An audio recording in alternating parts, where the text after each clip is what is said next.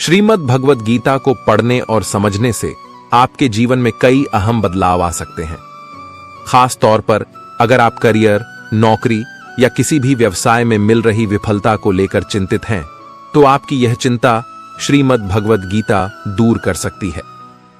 अक्सर करियर या नौकरी में बेहतर के लिए लोग आज के आधुनिक टिप्स को फॉलो करते हैं, लेकिन इनके बावजूद भी आपको मनचाही सफलता नहीं मिलती। आज के मॉडर्न समय में दिए जाने वाले ज्यादातर टिप्स गीता से ही प्रेरित हैं।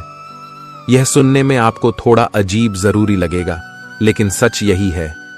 ऐसे में अगर आप श्रीमद् भगवद गीता में कही बातों को अपने जीवन में लागू करेंगे, तो आपके करियर, नौकरी और व्यवसाय से जुड़ी कई समस्याएं दूर हो जाएंगी। आइए जानते हैं भगवद गीता में लिखे उन 30 उपदेशों के बारे में जो आपको करियर में जरूर सक्सेस दिलाएंगे। श्रीमद् भगवद गीता का सबसे पहला उपदेश है, जो हुआ अच्छे के लिए हुआ, जो हो रहा अच्छे के लिए ही हो रहा है, और जो होगा वह भी अच्छे के लिए ही होगा। आमतौर पर व्यवसाय या नौकरी में आपका हर दिन एक जैसा नहीं होता। कोई दिन खराब हो जाए तो आप परेशान होने लगते हैं, जिसका असर आपके आने वाले दिन पर भी पड़ता है। ऐसे हालात से निकलने के लिए गीता में लिखा गया, जो हुआ अच्छे के लिए हुआ, जो हो रहा अच्छे के लिए ही हो रहा है, और जो होगा वह भी अच्छे के लिए ही होगा। यह उपदेश आपके लिए फायदेमंद हो सकता है। ऐसा इसलिए भी क्योंकि जो हुआ या जो होने वाला है, दोनों ही आपके हाथ में नहीं था। लिहाजा अपने अंदर नकारात्मक सोच लाने की तुलना में आने वाले दिन के लिए बेहतर योजना बनाने से ही आपकी समस्या दूर हो सकती है।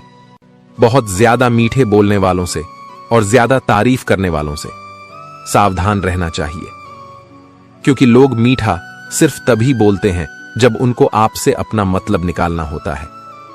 आपकी तारीफ भी सिर्फ तभी की जाती है जब उन्हें आपसे अपना काम निकालना होता है। याद रखना कि तारीफ आपको जिंदगी में कभी भी फ्री में नहीं मिलने वाली। अगर कोई आपकी तारीफ कर रहा है तो कुछ ना कुछ उसके लिए आपको चुकाना ही पड़ेगा। इसीलिए जो बहुत ज्यादा मीठा बोलते हैं या जो आपकी तारीफ करते हैं, उनसे जरा सावधान रहना चाहिए।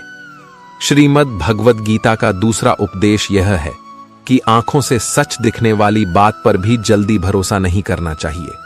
ऐसी बहुत कहानियां आपने सुनी होगी कि कई बार आंखों से देखने वाली बात सच नहीं होती है। इसीलिए भरोसा करने में कभी भी जल्दबाजी मत करना।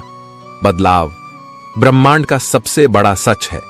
आपको हमेशा इसके लिए तैयार रहना चाहिए। अपनी नौकरी या व्यवसाय में आए छोटे बड़े बदलाव से या तो हम आहत होते हैं या फिर घबरा जाते हैं। हमें यह समझना होगा कि बदलाव ब्रह्मांड का नियम है, जो किसी भी हालत में होकर रहेगा। आपकी सफलता इस बात पर निर्भर करती है कि आप किसी भी तरह के बदलाव के लिए अपने आप को कैसे तैयार रखते हैं। अगर आपने इन हालातों के लिए खुद को पहले से ही तैयार किया है, तो आपको सफलता हासिल करने से कोई नहीं रोक सकता। गीता का तीसरा उपदेश यह है कि कर्म करो, फल की चिंता मत करो। कई बार हम किसी भी काम को करने से पहले उससे मिलने वाले फल की चिंता करने लगते हैं। इस वजह से जिस समय हमें काम पर फोकस करना चाहिए, हम वह भी नहीं कर पाते। नौकरी पेशा लोगों और व्यवसाय करने वालों को चाहिए कि वह फल की तुलना में काम पर ज्यादा ध्यान दें। अगर आप काम पर ज्यादा फोकस करेंगे तो उसका रिजल्ट भी आपके लिए बेहतर ही होगा। लिहाजा फल की चिंता किए बगैर पहले अपने काम को शिद्दत से करना ज्यादा जरूरी है।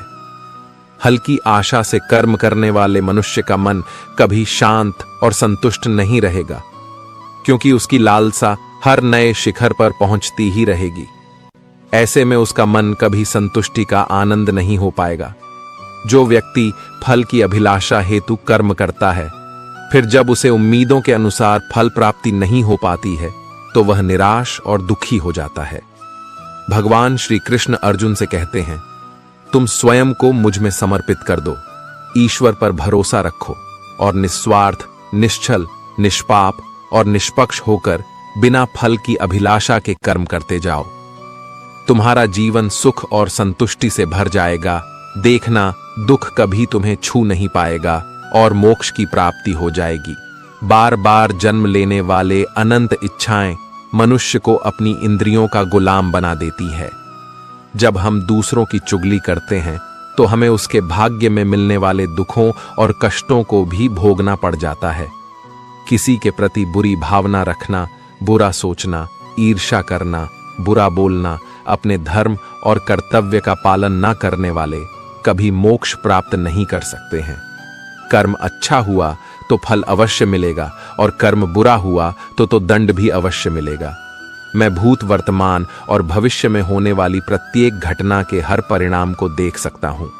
इसलिए परिणाम की चिंता छोड़कर अपने कर्म को निरंतर करते रहो।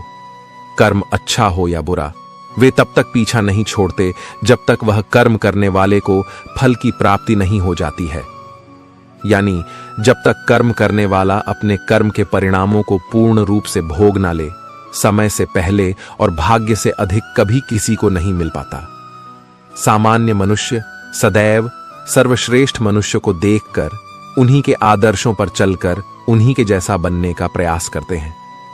संसार तुम्हें वैसा ही देखेगा जिस मानसिक दृष्टि से तुम संसार को देखते हो। बुरी आदतें, बुरी चीजें और बाहरी सुंदरता के प्रति मनुष्य तब आकर्षित होता है जब वह अपनी इंद्रियों का गुलाम हो जाता है। जिस प्रकार जलते हुए छोटे से दिए की रोशनी से प्रचंड अंधकार भी समाप्त हो जाता है, उसी प्रकार जब आप मन में मौजूद अज्ञानता से भरे अंधकार रूपी कमरे में सकारात्मक सोच का तेल डालकर ध्यान का प्रकाश उजागर करेंगे तो अज्ञानता रूपी समक्ष अंधकार स्वतः ही समाप्त हो जाता है। श्रीमद् भगवद गीता का चौथा उपदेश यह है कि लोगों में अपना सहारा ढूंढना छोड़ दो। सबसे बड़ी आपके मन की यही कमजोरी होती है कि आप दूसरों में सहारा ढूंढते हैं और यही चीज आपको कमजोर बनाती है। यही चीज आपका खुद पर विश्वास खत्म कर देती है। जो लोग सोचते हैं ना कि यह तो मेरा सहारा है, यह तो मुश्किल वक्त में मुझे काम आएगा, वही लोग मुश्किल वक्त में सबसे ज्यादा दुखी और अकेले पड़ जाते हैं। आप सिर्फ ईश्वर को अपना सहारा बनाओ।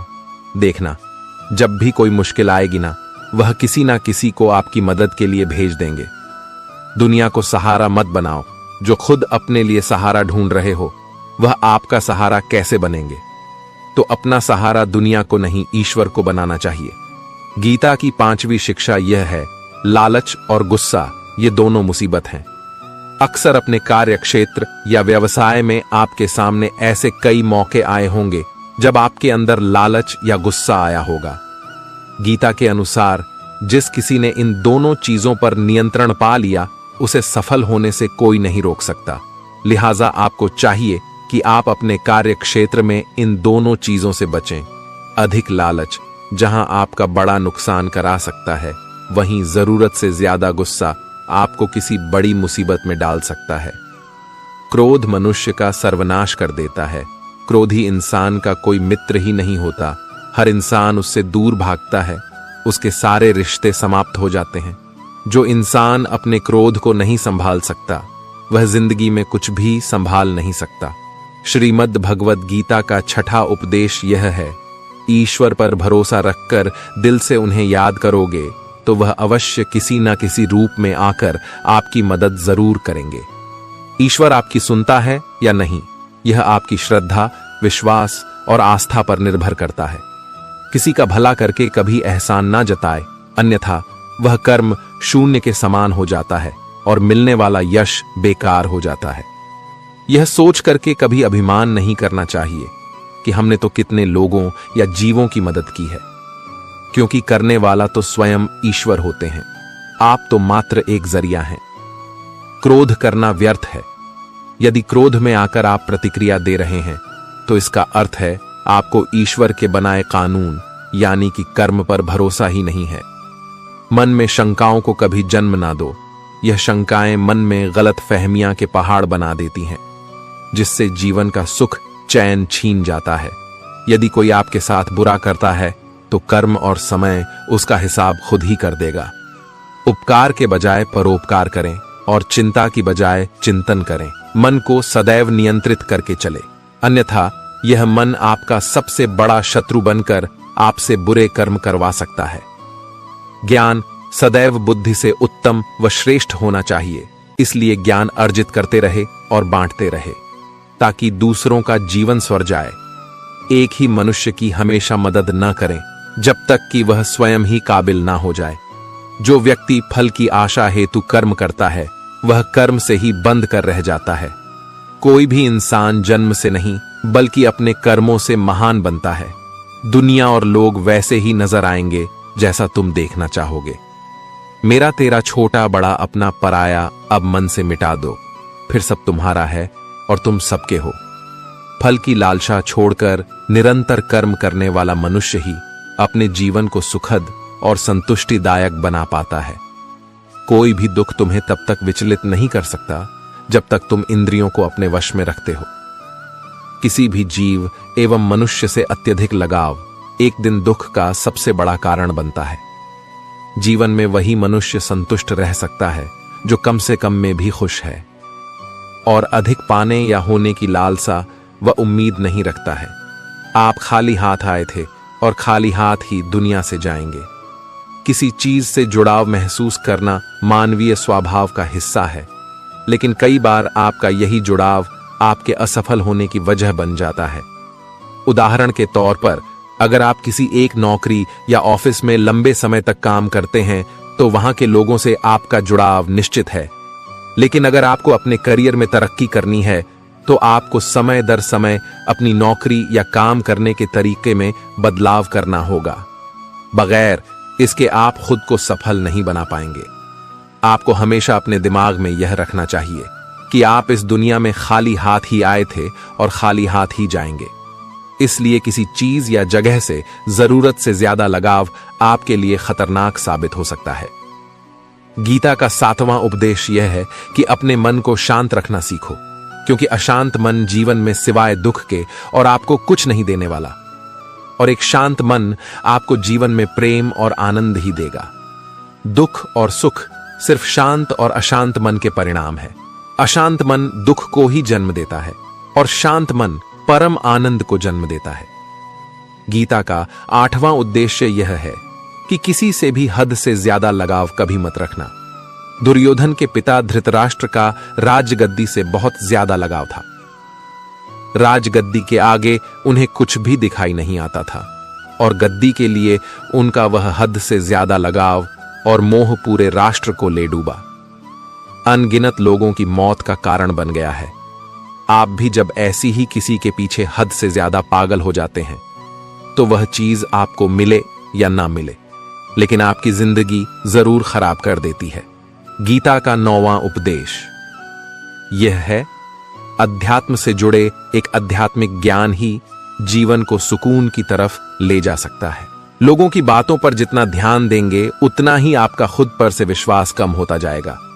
इसलिए खुद पर विश्वास कर खुद के दम पर आगे बढ़ो और स्वयं ही अपना मार्ग तय करो। जीवन में किसी भी पल कुछ भी हो सकता है। जीवन सीमित है। समय व्यर्थ मत करो। बुरे अतीत को याद करके दुखी होने से अच्छा है कि उससे सीख लो और अपने वर्तमान को सुधार कर एक बेहतर भविष्य का निर्माण करो। किस बात को लेकर परेशान हो, कर्म करें और ईश्वर पर भरोसा करें। क्या होगा क्या नहीं, यह ईश्वर पर छोड़ दें।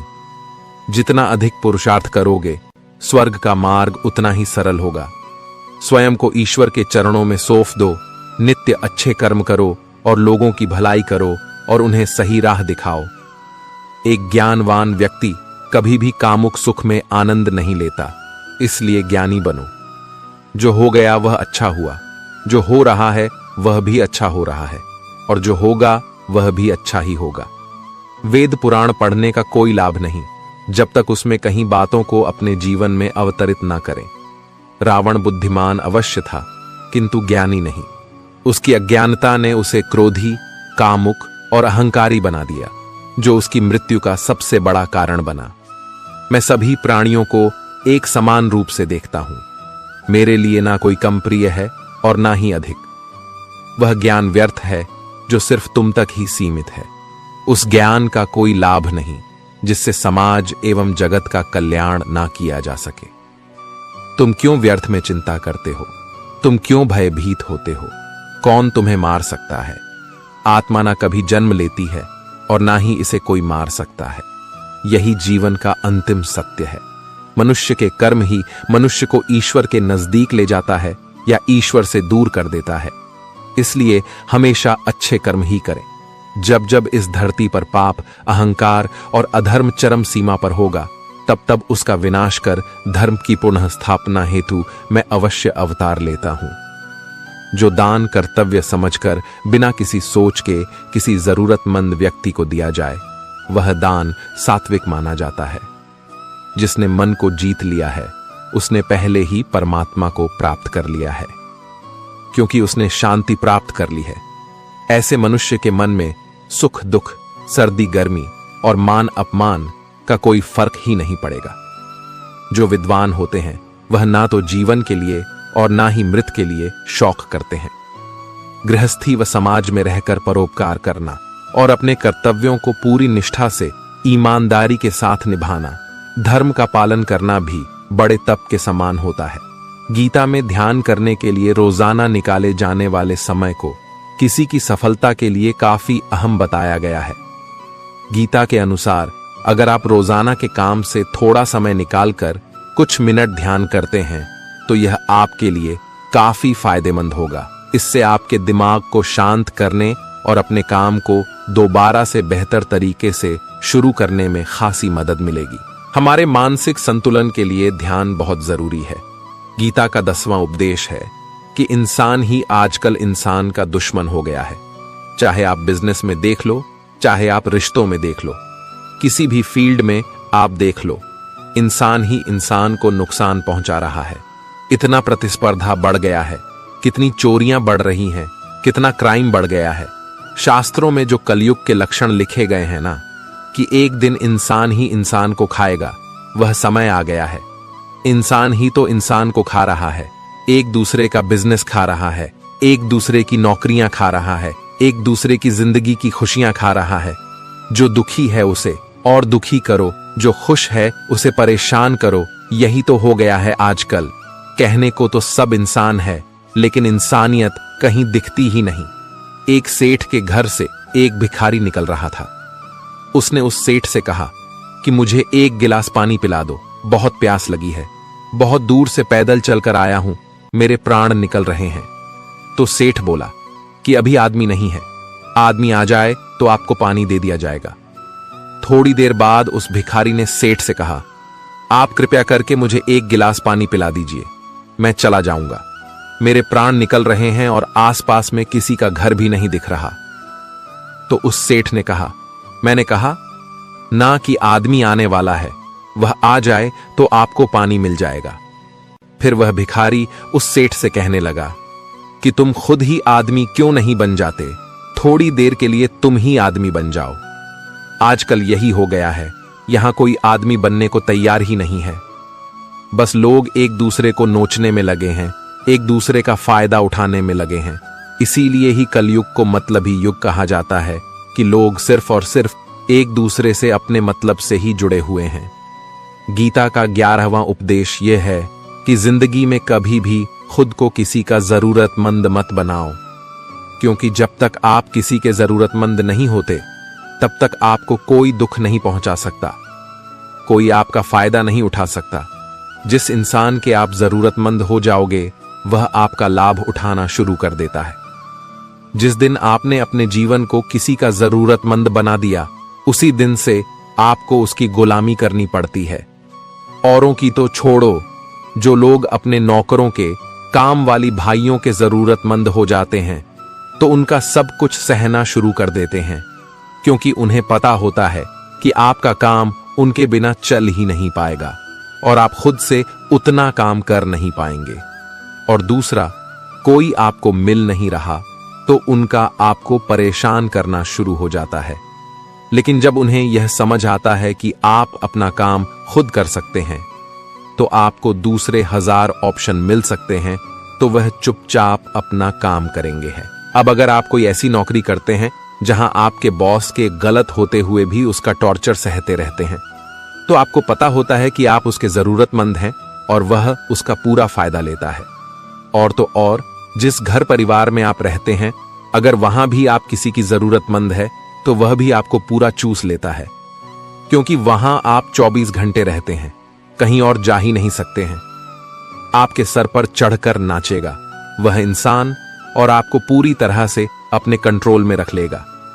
लोगों को बहुत मजा आता है अपने से कमजोर इंसान को अपने कंट्रोल में रखने में। आप चाहे हजारों के लिए अच्छा करो, चाहे हर वह काम करो जिससे उन्हें खुशी मिले, पर ऐसे लोग आपकी गर्दन को दबाकर रखते हैं। आप में अगर कुछ प्रतिभा है तो आपके पंख ही काट दिए जाएंगे, हर वह कोशिश की जाएगी आपके साथ जिससे आप जिंदगी में कभी आगे ही ना बढ़ पाओ। किसी का जरूरतमंद होना मर जाने से भी बदतर होता है। जरूरतमंद आपको गुलाम बनाकर रख देती है। आपने कभी गौर किया कि आपकी जिंदगी वही लोग खराब करते हैं जिनके आप जरूरतमंद हो जाते हैं। आपका सारा दुख वहीं से आता है जिसके आप जरूरतमंद होते हैं। जरूरतमंद सिर्फ शरीर या काम की नहीं होती, सबसे बड़ी जरूरतमंद मन की होती है। हमें चाहिए हमें संभालने के लिए, नहीं तो हम खुश नहीं रह पाएंगे। अकेलापन लोगों से झेला नहीं जाता है। फिर कई बार आप ऐसे लोगों से जुड़ जाते हैं जो आपकी इस मन की जरूरतमंदी का पूरा फायदा उठाते हैं। आप उनसे रिश्ता इसीलिए जोड़ते हैं ताकि आपकी जिंदगी में थोड़ी खुशी आए, और वह लोग आपको खून के आंसू रुलाते हैं, आपकी पूरी जिंदगी नर्क बना देते हैं। याद रखना, एक बात, मां बाप के अलावा ऐसा दुनिया में आज तक कोई पैदा नहीं हुआ है कि आप जिसके जरूरतमंद हो और वह आपका फायदा ना उठाएं। इसीलिए जिंदगी में कभी भी खुद को किसी का जरूरतमंद मत बनाना। गीता का 12वां उद्देश्य है, असफलता के डर से दोबारा प्रयास न करने वाला मनुष्य जीवन में बड़ी कामयाबी कभी प्राप्त नहीं कर सकता है। क्रोध से भ्रम पैदा होता है, भ्रम से बुद्धि व्यग्र होती है, जब बुद्धि व्यग्र हो जाती है तब तर्क नष्ट हो जाता है, और जब तर्क नष्ट हो जाता है तब व्यक्ति का नाश हो जाता है। बड़ी कामयाबी एक ऐसे ताले में बंद होती है जो 5 चाबियां से खुलती है: सकारात्मक सोच, एकाग्रता, सच्ची लगन, दृढ़ संकल्प और निरंतर प्रयास। निष्पक्ष और निस्वार्थ भाव से कर्म किए बिना मोक्ष की उम्मीद करना बेकार है।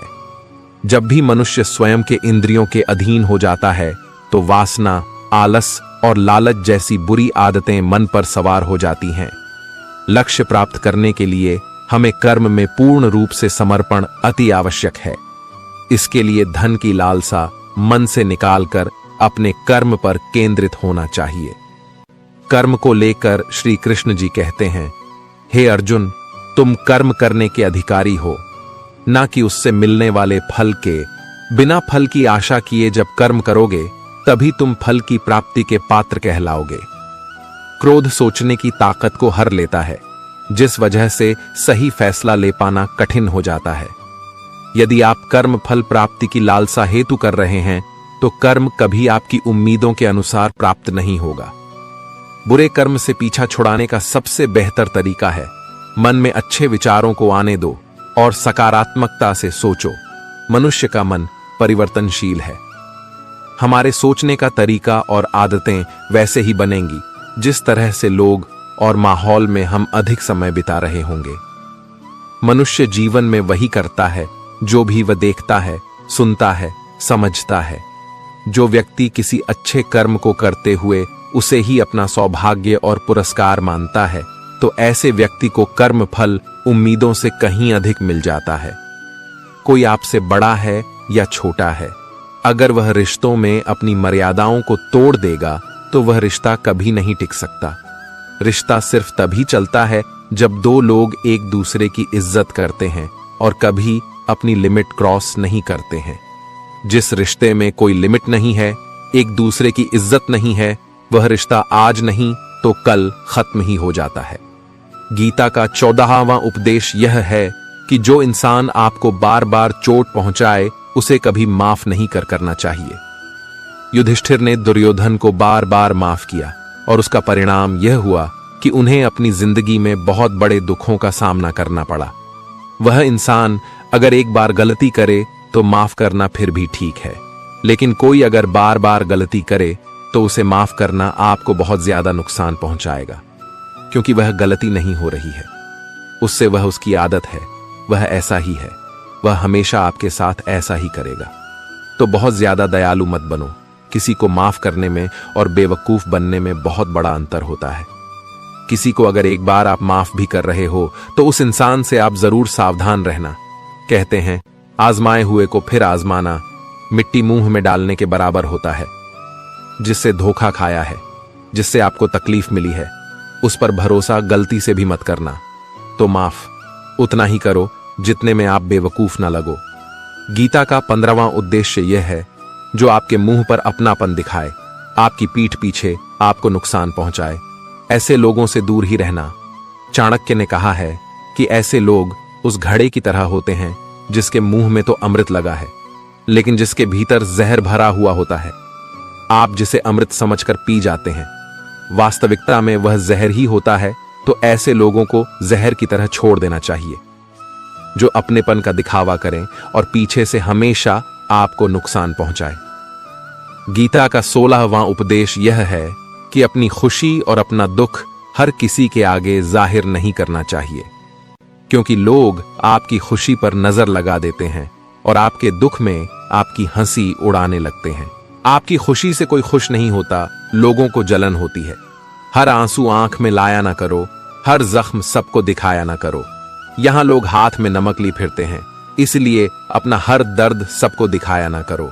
लोग तो बैठे ही हैं दुखी इंसान को और दुखी करने, और जो खुश है उसको तकलीफ पहुंचाने के लिए। अपनी मन की हालत अपने तक ही रखो, सिर्फ उसे बताओ जिसे उसे समझने की समझ हो। गीता का 17वां उपदेश यह है कि जीवन में कई बार नया शुरू करने के लिए पुराने को पूरी तरह से मिटाना पड़ता है। श्री कृष्ण से कुंती ने पूछा था कि हे कृष्ण, क्यों तुमने इतना बड़ा महायुद्ध करवा दिया? तो श्री कृष्ण ने बोले कि अधर्म बहुत बढ़ गया था और इस अधर्म का पूरी तरह से नाश करने के लिए, एक नए युग को लाने के लिए पुराने का सर्वनाश करना बहुत जरूरी होता है। जब कोई महल पूरी तरह से पुरानी हो जाती है तो उसे पूरी तरह से तोड़कर फिर से नवनिर्माण होता है। ऐसे ही आपके जीवन में भी आपको कुछ नया करना है तो पुराने को पूरी तरह से मिटाना होगा। गीता का 18वां उपदेश यह है कि जब भी जिंदगी में खुद को अकेला महसूस करो तब इस सच्चाई को ठीक से समझ लेना कि आप दुनिया में अकेले ही आए थे और अकेले ही जाओगे। वास्तविकता में यहां कोई आपका अपना नहीं है। एक दिन तो जो माँ बाप हमें जन्म देते हैं वह भी हमें अकेला छोड़कर चले जाते हैं, तो औरों से तो उम्मीद ही क्या करना। यदि कोई आपका साथ छोड़ दे तो याद रखना कि वह ईश्वर सदा आपके साथ है, वह आपका साथ कभी नहीं छोड़ता। गीता में श्री कृष्ण ने अर्जुन से कहा कि चाहे कोई मनुष्य मुझे माने या ना माने, लेकिन मैं इंसान का साथ कभी नहीं छोड़ता, क्योंकि यह सब मेरी ही संतानें हैं। इंसान को ईश्वर का ही अंश कहा गया है, इसलिए मनुष्य को ईश्वर की संतान कहा जाता है। इसीलिए आपको अकेलेपन से कभी दुखी नहीं होना चाहिए, कभी डरना नहीं चाहिए, बल्कि किसी गलत इंसान के साथ रहने से डरना चाहिए। एक कहावत है कि something is better than nothing, यानी कुछ होना कुछ नहीं होने से कुछ गुना बेहतर है। लेकिन एक और कहावत है, nothing is better than nonsense, लोगों के साथ रहने से अच्छा है आप अकेले ही रहो। इसीलिए गीता का यह उपदेश हर इंसान के लिए बहुत जरूरी है जो खुद को अकेला समझकर दुखी हो जाते हैं। इसीलिए अकेलेपन से डरना, दुखी होना छोड़ दो, क्योंकि यहां कोई किसी का नहीं होता।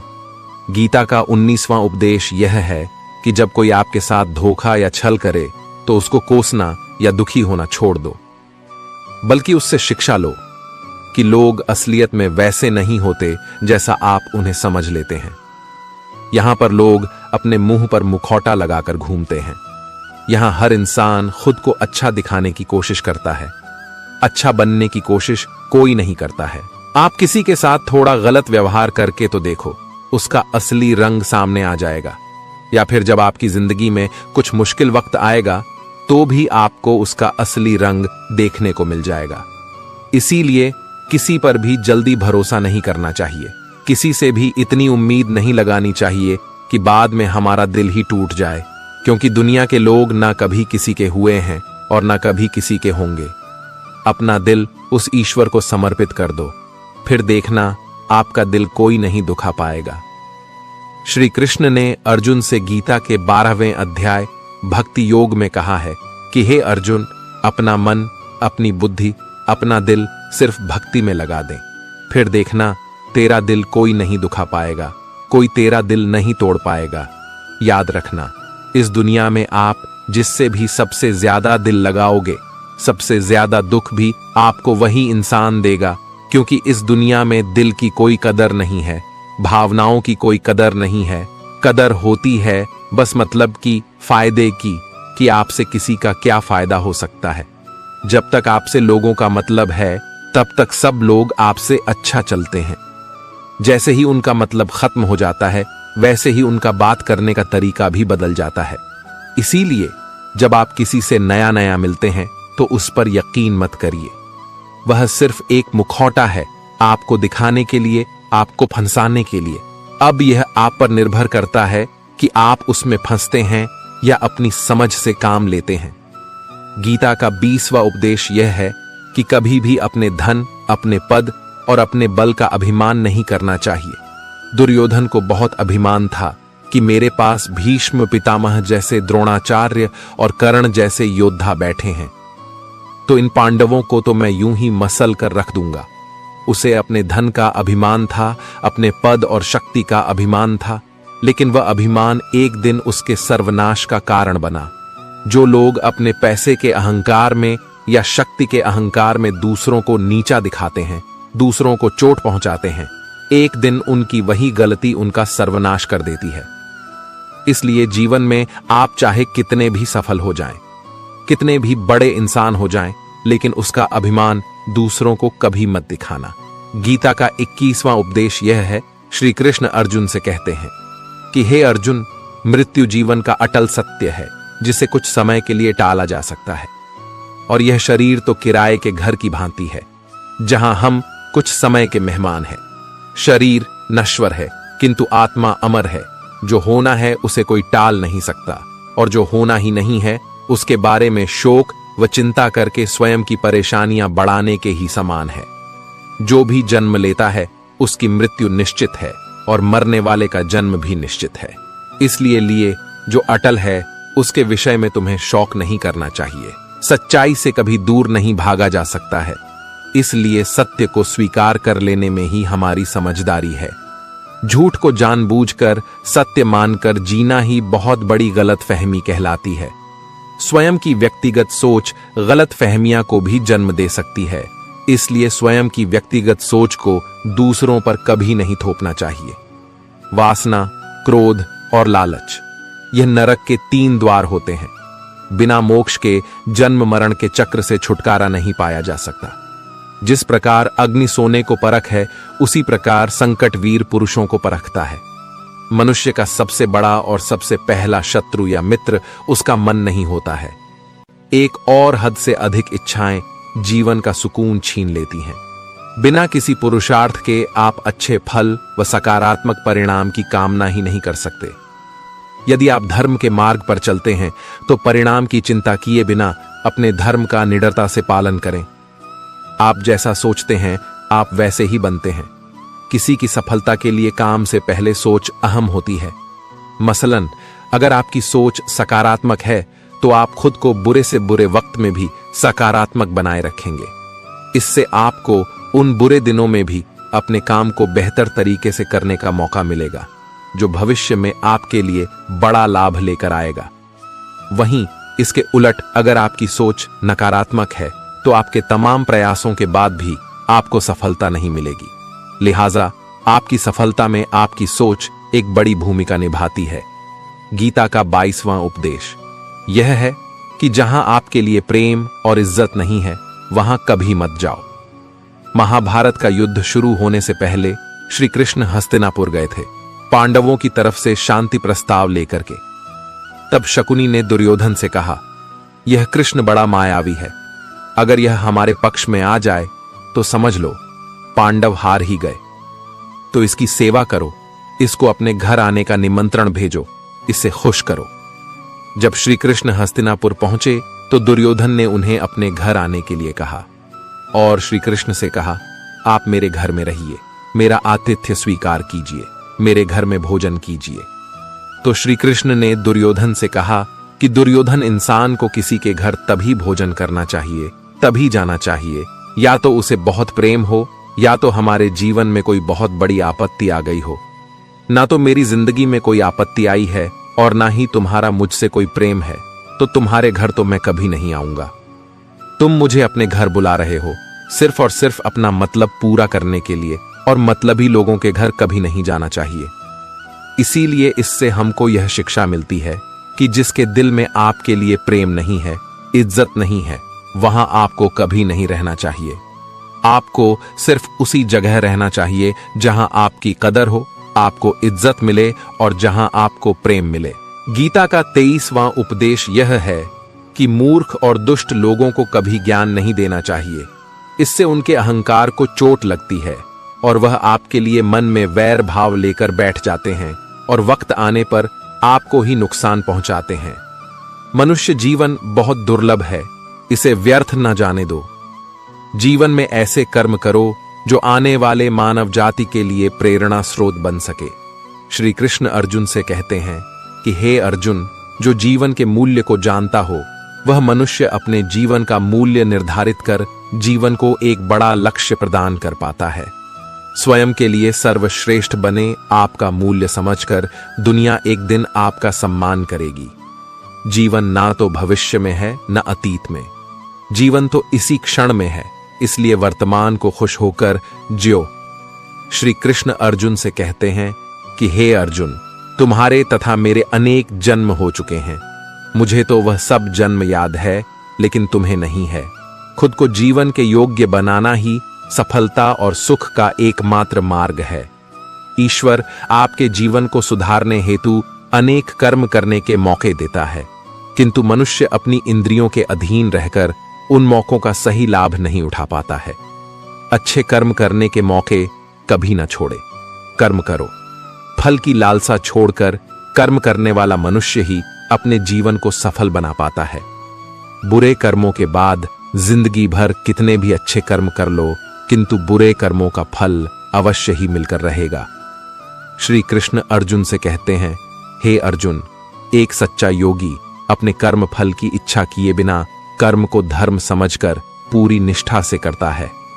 जो मनुष्य ना तो कर्म फल की इच्छा करता है और ना ही कर्म फलों से घृणा करता है, वह सन्यासी जाना जाता है। जीवन में किसी भी मुकाम को प्राप्त किया जा सकता है जब मनुष्य अपने मन पर नियंत्रण और खुद पर विश्वास रखकर आगे बढ़े, तो जान निर्बलता अवश्य ईश्वर देता है, किंतु मर्यादा मनुष्य का मन ही निर्मित करता है। गीता के अनुसार किसी भी सफल आदमी के पीछे उसकी सोच का एक बड़ा रोल होता है। अगर आपकी सोच बड़ी है तो देर से ही सही, लेकिन आपको सफल होने से कोई नहीं रोक सकता, बशर्ते आप उस सोच को पूरा करने के लिए मेहनत कर रहे हों। सफल होने के लिए आपकी सोच का बड़ा होना जरूरी है। गीता में लिखा है कि अपनी बड़ी सोच को पूरा करने के लिए आपके सामने कई तरह की दिक्कतें आएंगी, लेकिन आपको इन सब को पार करते हुए अपना काम करते रहना होगा, तभी जाकर आप अपने क्षेत्र में सफल हो सकते हैं। गीता का 24वां उपदेश यह है, आप चाहे कितने भी अच्छे हों, लेकिन अगर बुरे लोगों के साथ रहोगे तो आपका भी वही हाल होगा जो बुरे लोगों का होता है। भीष्म पितामह एक ब्रह्मचारी थे, धर्मात्मा थे, लेकिन वह अधर्म के पक्ष में खड़े हो गए।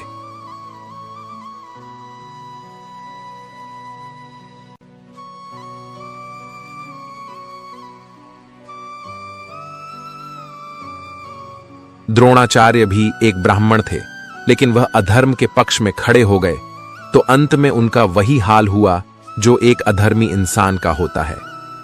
उनको मृत्यु के समय भयानक पीड़ा का सामना करना पड़ा। इसीलिए गलत संग में कभी नहीं रहना चाहिए, क्योंकि कई बार आपको उनके संग में रहने की वजह से उनके ही कर्मों की सजा मिलने लगती है। फिर आपको समझ नहीं आता कि मैंने तो कुछ किया भी नहीं, मैं तो खाली उनके साथ रहता हूं, मुझे दुख क्यों मिला। बुरे लोगों का संग आपकी जिंदगी में कभी खुशी नहीं लाएगा, इसलिए हमेशा अच्छे संग में रहना चाहिए। गीता का 25वां उपदेश यह है कि जो दूसरों के साथ छल करता उसका अंत बहुत बुरा होता है। दुर्योधन का मामा शकुनी और दुर्योधन ने पांडवों के साथ जीवन भर छल किया, हर पथ पर उन्हें धोखा दिया, कभी ईमानदारी से उनके साथ नहीं चला, और उसका परिणाम दुर्योधन को यह मिला कि उनके दल का हर एक बड़ा योद्धा छल के द्वारा ही मारा गया, क्योंकि दुर्योधन ने जैसा कर्म किया था उसको वैसा ही फल मिला। सारा जीवन भर उसने छल किया, तो अंत में उसकी खुद की मृत्यु भी एक छल से ही हुई थी। इसीलिए कोई अगर खुद को बहुत ज्यादा चालाक समझता है कि दूसरे को धोखा दे दिया, दूसरे को बेवकूफ बना दिया, एक दिन कोई आएगा उसकी जिंदगी में भी तो उसको ही धोखा देगा, क्योंकि कर्म सबके चेहरे याद रखता है। जो जैसा कर्म करता है उसको वैसा फल जरूर मिलता है। गीता का 26वां उपदेश यह है, डर को हराने और उस पर जीत पाने से ही मिलेगी सफलता।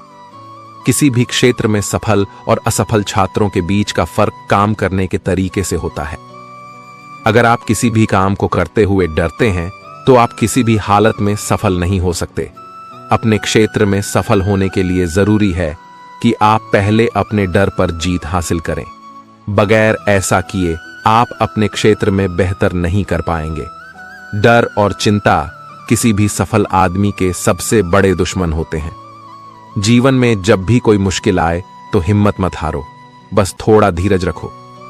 जो लोग मुश्किल वक्त में खुद को थोड़ा संभाल कर धीरज रखते हैं वह हर मुश्किल को आसानी से पार कर जाते हैं।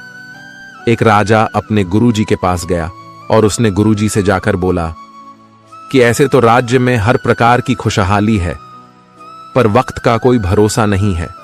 अगर कभी जिंदगी में कोई मुश्किल वक्त आए तो उस वक्त के लिए मुझे कोई मंत्र दीजिए, कोई शिक्षा दीजिए कि उस बुरे वक्त से कैसे बाहर निकलना है।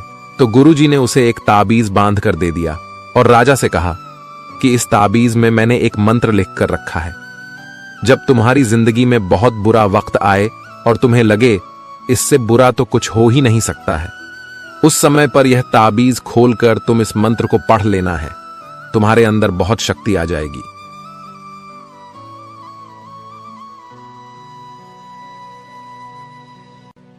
और एक दिन ऐसा हुआ भी कि उस राजा के राज्य में किसी दूसरे राजा ने आक्रमण कर दिया और इस राजा की ऐसी स्थिति हुई कि उसे अपना राज्य छोड़कर अपने कुछ लोगों के साथ भागना पड़ा। उस समय पर राजा बहुत दुखी था और विचार करने लगा कि गुरुजी ने मुझे तावीज दिया था कि जब जिंदगी में बहुत बुरा वक्त आए तब उसे खोलकर पढ़ना, और इसके अंदर जो मंत्र लिखा हुआ है वह मेरे अंदर शक्ति भर देगा। राजा ने विचार किया कि इससे बुरा वक्त और क्या हो सकता है। उसने गुरुजी का दिया हुआ वह ताबीज खोला और उसके अंदर लिखा हुआ था कि यह वक्त भी गुजर ही जाएगा। इस वचन को पढ़कर राजा के मन में एक शक्ति आई कि यह जो बुरा वक्त है यह भी टिकने वाला नहीं है, यह भी निकल ही जाएगा। इसलिए मुझे हिम्मत नहीं हारनी, वापस से अपनी सेना खड़ी करनी है।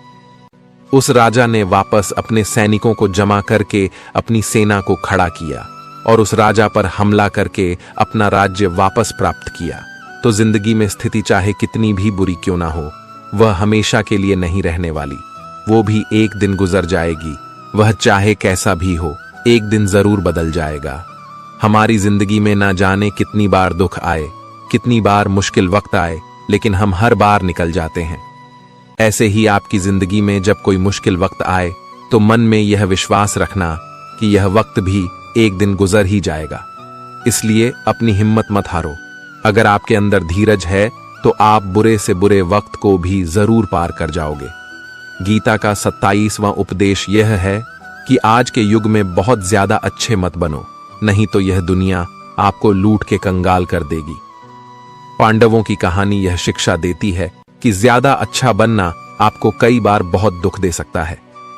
जो पांडव हमेशा धर्म पर चलते थे, कभी कोई गलत काम नहीं किया, लेकिन उनका सारा राज्य पाठ चला गया। उनकी पत्नी को भरी सभा में नग्न करने की कोशिश की गई। दीक्षा लेकर के उन्हें अपनी जिंदगी गुजारने पड़ी। कारण क्या था? वह कुछ ज्यादा ही अच्छे बन रहे थे। यह तो तब की बात है, और आज की दुनिया तो और बदल चुकी है। लोग अच्छे इंसान को इज्जत कम देते हैं, बल्कि उसका इस्तेमाल ज्यादा किया जाता है। अगर आप भी लोगों के साथ अच्छा चलते हैं तो आप इस चीज को खुद अनुभव कर पाएंगे। आप जितना लोगों के साथ अच्छा चलते हैं, लोग आपके साथ उतना गलत व्यवहार करते हैं। लोग आपका उतना ज्यादा इस्तेमाल करते हैं। आप दूसरों की खुशी के लिए कुछ भी करते जाते हैं और लोग सिर्फ आपका फायदा लेने में लगे रहते हैं।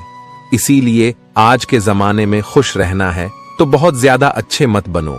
इसका मतलब यह नहीं कि आप बुरे इंसान बन जाओ। आप अपनी नजर में अच्छे बनते रहे। दुनिया की नजर में अच्छे बनने की कोशिश कभी मत करना।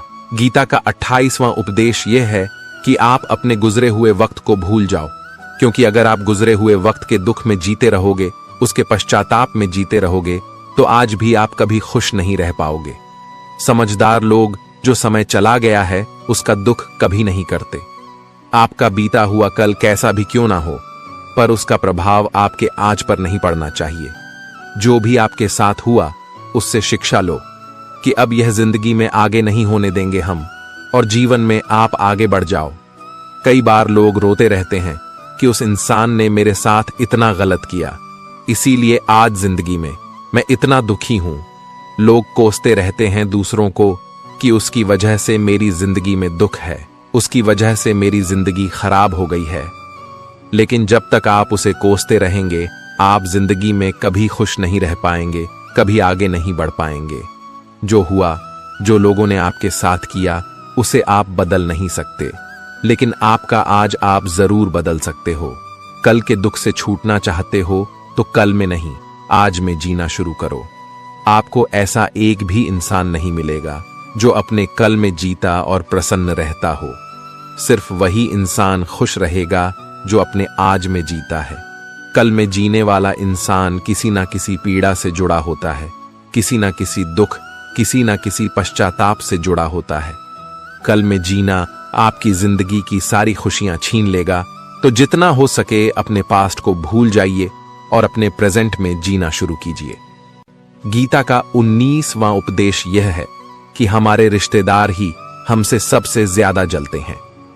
हमारी सफलता से सबसे ज्यादा दिक्कत हमारे रिश्तेदारों को ही होती है। बाहर वालों को कोई फर्क नहीं पड़ता कि आपकी जिंदगी में क्या हो रहा है, और जो आपके रिश्तेदार होते हैं उनकी पूरी नजर रहती है आपकी जिंदगी पर। बाहर से तो वह यही कहेंगे कि आगे बढ़ो, सफल हो जाओ, खुश रहो जिंदगी में, और जब उन्हें आप अपनी सफलता के बारे में बताएंगे, अपनी किसी कामयाबी की खबर उनको सुनाएंगे, तो उसे सुनकर उन्हें बिल्कुल भी खुशी नहीं होती। कई बार सारी दुनिया आपको पसंद करती है, आपके काम की तारीफ करती है, लेकिन आपकी कदर घर में ही नहीं होती है। महाभारत का युद्ध बाहर के लोगों में नहीं हुआ था, यह भाइयों के आपस की लड़ाई थी। पांडवों के हर सुख से दुर्योधन जलता था। जब भी पांडव किसी काम में सफल होते थे, उसे बिल्कुल भी बर्दाश्त नहीं होता था। दुर्योधन हर कोशिश करता था पांडवों को नीचा गिराने का, जितना हो सके उन्हें दुखी करने का, और वहीं भाइयों की आपसी जलन महाभारत के युद्ध की वजह हुई, जिसमें न जाने कितने अनगिनत लोग मारे गए। बाहर वाले को क्या फर्क पड़ता है कि आप कैसी जिंदगी जीते हैं, लेकिन यह जो रिश्तेदार होते हैं, ये जो करीबी लोग होते हैं, मजाल जो इन्हें आपकी खुशी बर्दाश्त हो जाए। सबसे खतरनाक होते हैं यह लोग, क्योंकि यह बाहर से बहुत मीठा चलते हैं, आपको अच्छे अच्छे शब्द कहते हैं, लेकिन आपके पीठ पीछे यह आपसे जरा भी खुश नहीं होते।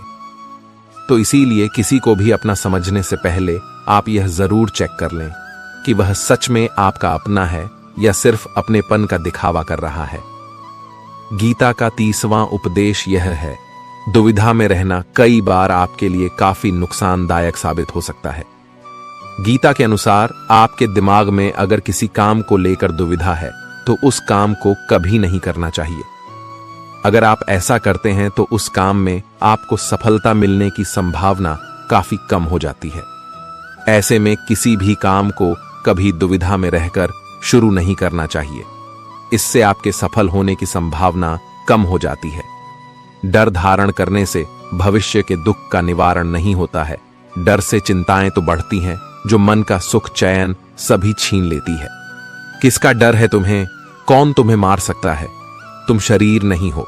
शरीर तो तुम्हारा मात्र एक साधन है। अपने कर्मों को सिद्ध करने का तुम एक आत्मा हो जो कि अमर है। तुम युगों से अनेकों शरीर धारण करते आए हो, अब मानव शरीर तुम्हें प्राप्त हुआ।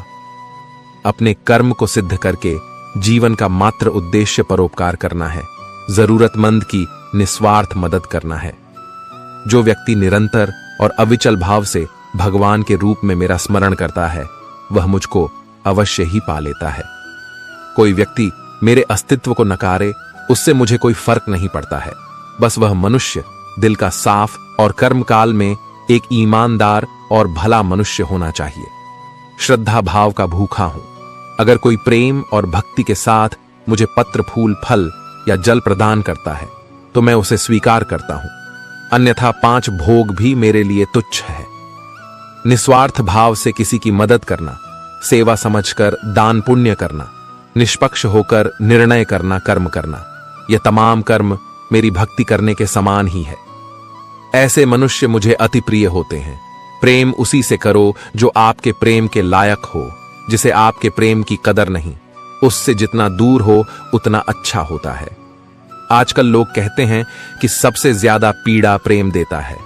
लोगों ने प्रेम जैसी पवित्र चीज को गंदा कर दिया है। सबसे ज्यादा लोग एक दूसरे को प्रेम और भरोसे के नाम पर ही लूटते हैं। अगर आपको किसी से प्रेम नहीं है तो वह आपकी भावनाओं को चोट पहुंचा ही नहीं सकता। संबंध चाहे जो भी हो, हद से ज्यादा किसी से प्रेम करोगे और अगर वह उसके लायक नहीं तो सिवाय दुख के और कुछ नहीं मिलेगा। वास्तविकता में प्रेम पीड़ा नहीं देता, बल्कि ऐसे इंसान से प्रेम करना पीड़ा देता है जिसे आपके प्रेम की कद्र नहीं है। तो प्रेम सिर्फ उसी इंसान से करो जिसे आपके प्रेम की कद्र हो। जहां आपको यह एहसास हो जाए कि आपके प्रेम की, आपकी भावनाओं की कदर तक नहीं है, वहां से आप कृपया करके खुद को दूर ही रखें। दोस्तों, इस वीडियो में बस इतना ही। मिलते हैं अगले वीडियो में। और वीडियो अच्छा लगा हो तो वीडियो को लाइक, शेयर और सब्सक्राइब जरूर कीजिए। और इस वीडियो को अपने प्रिय लोगों के साथ अवश्य शेयर कीजिए और कमेंट में जय श्री कृष्णा लिख दीजिए। आप सभी का धन्यवाद।